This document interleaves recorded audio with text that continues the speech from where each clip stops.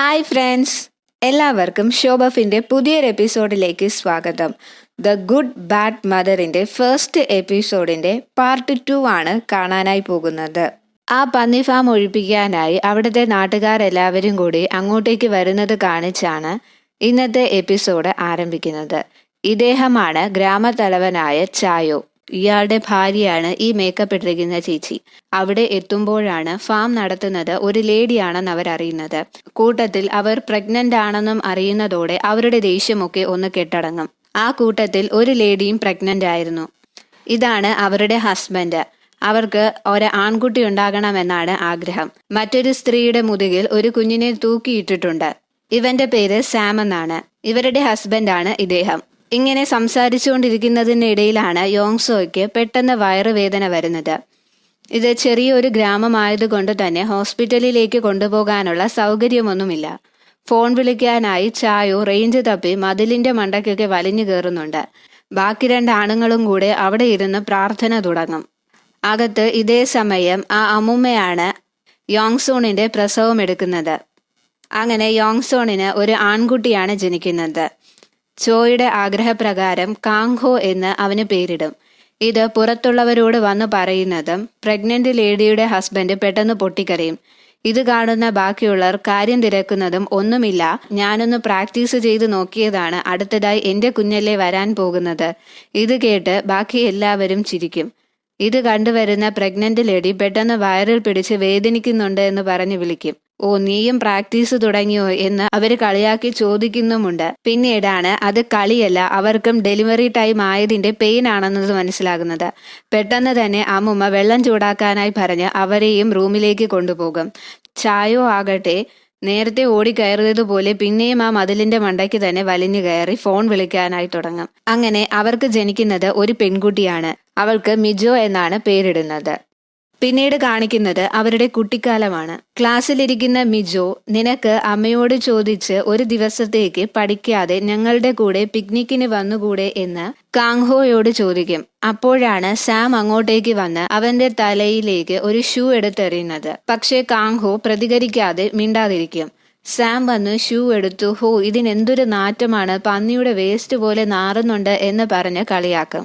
ഇത് കേട്ട് സഹിക്കാനാവാതെ മിജോ അവനെ പോയി അടിക്കും. സാം അവളെ തള്ളിയിട്ട്, നിനക്ക് അവനെ ഇഷ്ടമാണോ? അവനെ കൊണ്ട് ഒന്നിനും കൊള്ളില്ല, പഠിക്കാൻ മാത്രമേ അറിയാവൂ, അവനൊരു ലൂസറാണ്, അവന് അച്ഛൻ പോലുമില്ല എന്ന് പറയും. ഇത് കേൾക്കുന്നതും ദേഷ്യം വരുന്ന കാങ്ഹോ അവനെ അടിക്കുകയും കുറെ ചീത്ത പറയുകയും ചെയ്യും.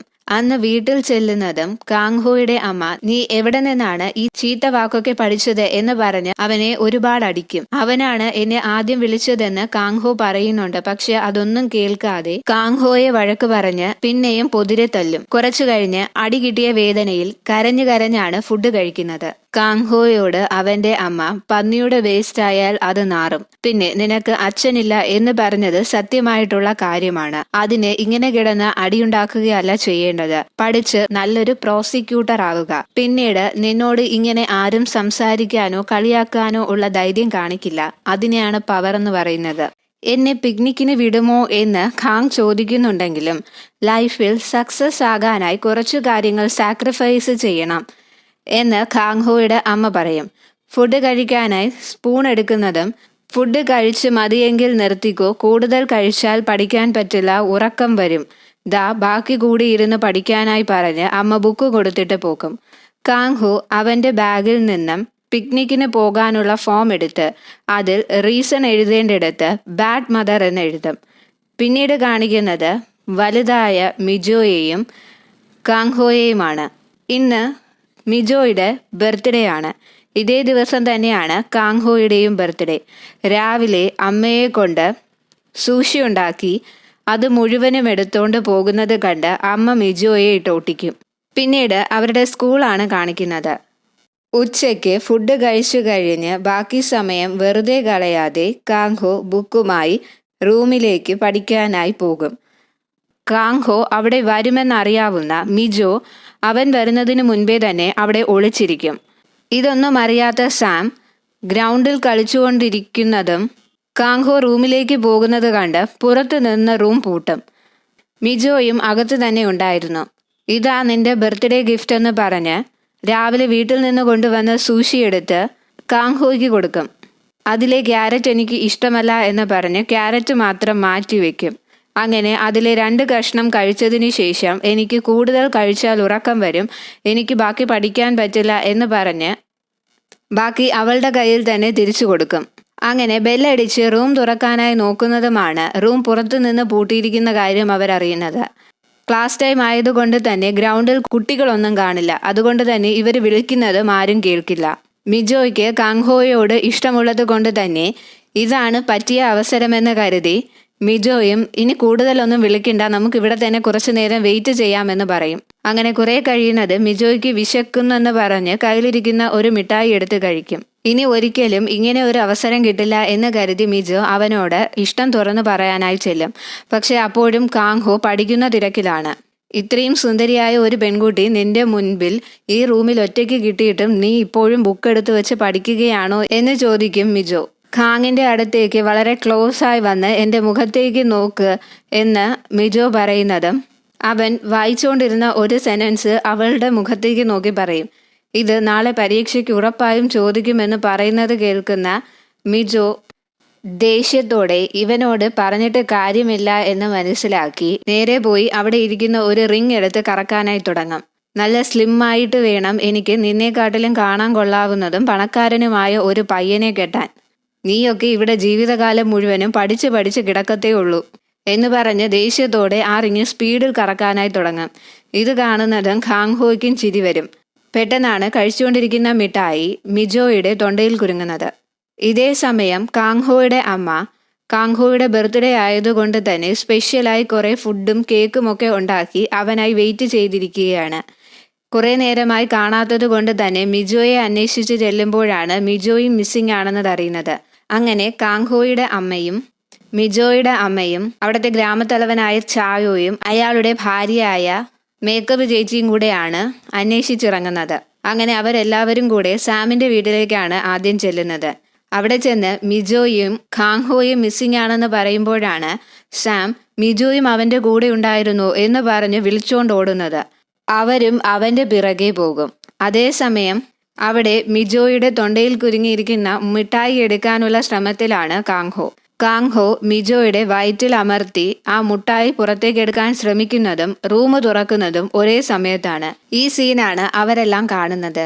മേക്കപ്പ് ചേച്ചി ആകട്ടെ ഡ്രസ്സ് ഇട്ടിട്ടുണ്ടല്ലോ, അതുകൊണ്ട് തന്നെ വേറൊന്നും സംഭവിച്ചു കാണില്ല എന്ന് പറയും. കാങ്ഹോയുടെ അമ്മ വാ നമുക്ക് പോകാം, നാളെ നിനക്ക് പരീക്ഷയുണ്ട് എന്ന് പറഞ്ഞ് ബുക്കും സാധനങ്ങളുമെല്ലാം എടുക്കുന്നതും കാങ്ഹോ അതിൽ മിജോയുടെ ഫോട്ടോ വരച്ചിരിക്കുന്നത് കാണും. അതിനെപ്പറ്റി കൂടുതലൊന്നും ചോദിക്കാതെ പെട്ടെന്ന് തന്നെ കാങ്ഹോയെ അവിടെ നിന്ന് കൊണ്ടുപോകും. മിജോയുടെ അമ്മയും നമുക്ക് വീട്ടിൽ പോയി സംസാരിക്കാമെന്ന് പറയും. പക്ഷേ സാമിന്റെ അമ്മയാകട്ടെ എന്നെ മാനം കെടുത്താനായി ഉണ്ടായവൻ എന്ന് പറഞ്ഞ് ആ റൂമിലിട്ട് സാമിനെ പൊതിരെ തല്ലും.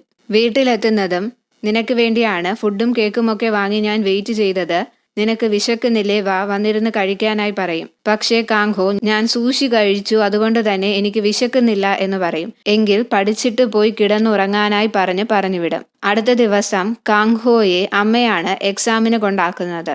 കൂടുതൽ കഴിക്കരുത്, ലിസണിംഗ് ടെസ്റ്റ് സമയത്ത് ചിലപ്പോൾ ഉറക്കം വരും എന്ന് പ്രത്യേകം പറഞ്ഞു ഓർമ്മിപ്പിക്കുന്നുണ്ട് കാങ്ഹോയുടെ അമ്മ. എല്ലാവരും അവരവരുടെ പ്രിയപ്പെട്ടവർക്ക് എക്സാമിന് ബെസ്റ്റ് വിഷസ് നൽകാനായി ചുറ്റും വന്ന് നിൽപ്പുണ്ട്. അതിനിടയിൽ മിജോയും കാങ്ഹോയെ സപ്പോർട്ട് ചെയ്യാനായി വന്ന് നിൽപ്പുണ്ട്. എൻ്റെ ബോയ് ഫ്രണ്ടിന് ഓൾ ദി ബെസ്റ്റ് പറയാനായാണ് ഞാൻ വന്നത് എന്ന് വളരെ നാണത്തോടെ പറയും. ഇന്നത്തെ നിന്റെ ലക്കി കളർ യെല്ലോയാണെന്ന് പറഞ്ഞ് യെല്ലോ കളറിലുള്ള നെയിൽ പോളിഷും അവന്റെ വിരലിൽ ഇട്ട് കൊടുക്കും. എക്സാം കഴിഞ്ഞ് വയറ് നിറച്ച് കഴിക്കാനായി ഒരു ബോക്സ് നിറയെ സൂഷിയും കൊടുത്തു വിടുന്നുണ്ട്. കാങ്ഹോയാണ് ടോപ്പർ എന്ന് പറഞ്ഞ് ചിയർ ചെയ്താണ് കാങ്ഹോയെ സന്തോഷത്തോടെ എക്സാമിന് പറഞ്ഞു വിടുന്നത്. പെട്ടെന്നാണ് അങ്ങോട്ടേക്ക് വരുന്ന ഒരു സ്കൂട്ടർ മിജോയെ ഇടിച്ചിടുന്നത്. കാങ്ഹോയുടെ അമ്മ ഇതേ സമയം നമ്മുടെ മകന്റെ ഇത്രയും കാലത്തെ കഷ്ടപ്പാടിന് ഇന്നാണ് ഫലമുണ്ടാകാൻ പോകുന്നത്, നിങ്ങളുടെ അനുഗ്രഹം എപ്പോഴും അവന് വേണം എന്ന് ഹസ്ബൻഡിന്റെ കല്ലറയിൽ പോയിരുന്ന് പ്രാർത്ഥിക്കുന്നതാണ്. ഇതേ സമയം കാങ്ഹോ എക്സാം ഒന്നും എഴുതാതെ മിജോയെയും കൊണ്ട് ഹോസ്പിറ്റലിലേക്ക് വന്നിട്ടുണ്ടായിരുന്നു. ബോധം വരുന്ന അവൾ നീ എന്താണ് ഇവിടെ, നിനക്ക് എക്സാമിനുള്ള ടൈം ആയില്ലേ എന്ന് ചോദിക്കും. ഞാൻ അടുത്ത വർഷം എഴുതിക്കൊള്ളാം, നീ അത് ആലോചിച്ച് ടെൻഷൻ അടിക്കണ്ട എന്ന് പറഞ്ഞ് കാങ്ഹോ മിജോയെ സമാധാനിപ്പിക്കും. പക്ഷേ താൻ കാരണമാണ് കാങ്ഹോയ്ക്ക് എക്സാം മിസ്സായത് എന്ന സങ്കടത്തിൽ മിജോ വാവിട്ട് നിലവിളിക്കും. അന്ന് വൈകിട്ട് വീട്ടിൽ ചെല്ലുന്നതും കാങ്ഹോയുടെ അമ്മ, മേലാൽ നീ ഇനി വീട്ടിൽ കയറി പോകരുത്. ഇന്ന് നീ എൻ്റെ എല്ലാ സ്വപ്നങ്ങളും തകർത്തു കളഞ്ഞു. നിനക്ക് ആ പെണ്ണാണല്ലേ വലുത്. അവൾക്ക് ആക്സിഡന്റ് പറ്റിക്കിടക്കുമ്പോൾ ഞാൻ എങ്ങനെയാണ് എക്സാം എഴുതുന്നത് എന്ന് കാങ്ഹോ തിരിച്ചു ചോദിക്കും. അവൾ മരിച്ചൊന്നും പോയിട്ടില്ലല്ലോ. അവൾ ഒരാൾ കാരണമാണ് നിന്റെ ജീവിതം നശിച്ചു പോകുന്നത് എന്ന് കാങ്ഹോയുടെ അമ്മ പറയും. കാങ്ഹോ ഇത് കേട്ട്, എൻ്റെ ജീവിതമോ? എനിക്കതിന് ജീവിതമുണ്ടോ? നിങ്ങൾ പറയുന്നതാണ് ഞാൻ ഇത്രയും കാലം ചെയ്തത്. എനിക്കിതെല്ലാം മടുത്തു. അച്ഛൻ മരിച്ചത് ഞാൻ കാരണമാണോ? അതിൻ്റെ കാരണം അറിയാൻ വേണ്ടി മാത്രമാണ് നിങ്ങൾ എന്നെ ഇത്രയും കാലം പഠിപ്പിച്ചത്. മറ്റുള്ള അമ്മമാരെല്ലാം ബാക്കിയുള്ളവരെ സഹായിക്കാനാണ് പഠിപ്പിക്കുന്നത്. പക്ഷേ നിങ്ങൾ കാരണം ഞാൻ വളരെ സെൽഫിഷായി മാറി. മറ്റുള്ളവരോട് സഹതാപമോ സ്നേഹമോ അങ്ങനെ ഒന്നും എനിക്കില്ല. നിങ്ങളുടെ ഇഷ്ടങ്ങൾ മാത്രമാണ് എൻ്റെ ജീവിതത്തിൽ നടന്നത്. എനിക്ക് ഇവിടെ നിന്ന് എങ്ങനെയെങ്കിലും ഒന്ന് രക്ഷപ്പെട്ടാൽ മതി. ചിലപ്പോഴൊക്കെ അങ്ങ് മരിച്ചു കളഞ്ഞാലോ എന്ന് വരെ എനിക്ക് തോന്നാറുണ്ട്. ഇത് പറയുന്നതും കാങ്ഹോയുടെ അമ്മ അവനെ അടിക്കും. നിനക്ക് രക്ഷപ്പെടണോ? എങ്കിൽ നീ നന്നായി പഠിക്കണം. ഈ നാറ്റം പിടിച്ച ഫാമിൽ നിന്നും അതുപോലെ തന്നെ ഇത്രയും വൃത്തികെട്ട ഒരു അമ്മയിൽ നിന്നും നിനക്ക് രക്ഷപ്പെടാം. നീ പഠിച്ച് നല്ല രീതിയിലാക്. എന്നാൽ മാത്രമേ നിനക്ക് ഇതൊക്കെ പറ്റൂ. അവനും അങ്ങനെ കരഞ്ഞുകൊണ്ട് റൂമിൽ പോയിരുന്ന് ബുക്ക് എടുത്തു വെച്ച് പഠിക്കാനായി തുടങ്ങും. പിന്നീട് കുറച്ച് വർഷങ്ങൾ കഴിഞ്ഞുള്ള കാര്യങ്ങളാണ് കാണിക്കുന്നത്. ഇന്ന് കാങ്ഹോ ആദ്യമായി പ്രോസിക്യൂട്ടറായി ചാർജ് എടുക്കുന്ന ദിവസമാണ്. യോങ്ര കൺസ്ട്രക്ഷൻ കമ്പനിയുടെ കേസാണ് കോടതിയിൽ നടക്കുന്നത്. അതിന്റെ സൂപ്പർവൈസറാണ് തെറ്റ് ചെയ്തത്, കമ്പനിക്കാരല്ല എന്ന് പറഞ്ഞ് സൂപ്പർവൈസർക്ക് ശിക്ഷ വിധിക്കും. കോർട്ട് പിരിയുന്നതും സൂപ്പർവൈസറുടെ ഭാര്യ, അദ്ദേഹം തെറ്റൊന്നും ചെയ്തിട്ടില്ല, കമ്പനിക്കാരാണ് ഇതെല്ലാം ചെയ്തത്. അദ്ദേഹത്തെ വിളിച്ചതിന്റെ കോൾ റെക്കോർഡിങ്സ് അദ്ദേഹത്തിന്റെ പഴയ ഫോണിലുണ്ടെന്ന് പറഞ്ഞ് ആ പഴയ ഫോണ് കാങ്ഹോയെ ഏൽപ്പിക്കും. കാങ്ഹോ ആ ഫോണുമായി നേരെ ചെല്ലുന്നത് സോങ്വുവിന്റെ വീട്ടിലേക്കാണ്. ഇവൻ ഇയാൾക്ക് വേണ്ടിയാണ് ഇപ്പോൾ വർക്ക് ചെയ്യുന്നത്. ഇതറിയാതെയാണ് അവർ ആ തെളിവ് കാങ്ഹോയുടെ കയ്യിൽ തന്നെ ഏൽപ്പിച്ചത്. അങ്ങനെ സോങ്വുവിന്റെ വീട്ടിലെത്തുന്ന കാങ്ഹോയെ കാണിച്ചാണ് എപ്പിസോഡ് അവസാനിക്കുന്നത്. എപ്പിസോഡ് ഇഷ്ടപ്പെട്ടാൽ ലൈക്ക് ചെയ്യുക, ഷെയർ ചെയ്യുക, സബ്സ്ക്രൈബ് ചെയ്യുക.